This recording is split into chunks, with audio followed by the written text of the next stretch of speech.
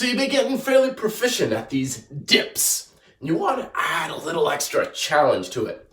Problem is, you don't have a dip belt. So what are some of the other ways you can add some extra challenge to your dips? Well, my friend, I got you covered.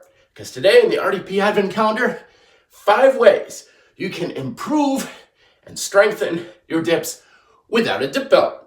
Now, the first thing you can do is work on adding just a little bit extra depth.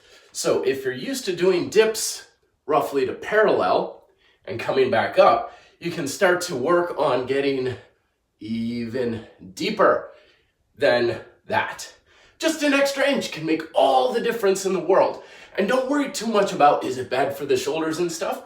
Because the range of motion has much less to do with the stress on a joint than actually keeping the tension and stability in your back. That's where the stress in the joint really comes from. Not so much, are you getting below a certain level? The second way you can make dips harder without a dip belt is to focus on moving more in a vertical plane so that your weight is more on your hands rather than shifting forward as you lower yourself down.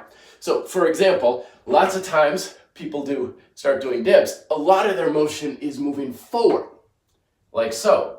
So there's not a whole lot of vertical coming right down between the arms, it's more moving forward.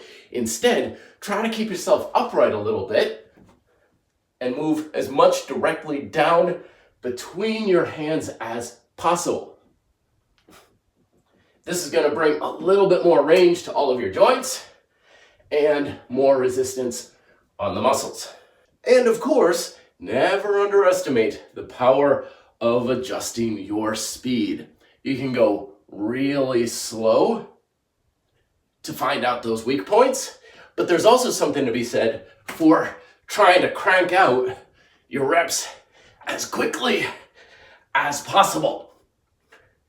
Either one will add a unique challenge as long as you're going faster or slower than your normal tempo. Another common way to make things more difficult is to shorten your rest periods. So if you have your first set of say 10 reps, followed by a second set of 10 reps with 90 seconds in between, shorten that rest period to be a minute or even 45 seconds and see if you can keep the endurance in your muscles to still complete the same number of repetitions in both sets. And then lastly, one of my favorite is use an unstable environment. Rings, suspension trainers, hell, even just you could take a couple of barbells, pro-style barbells, put them on end. Anything that's going to require a little bit more tension in the muscles for stability can make a big difference in how challenging your dips are.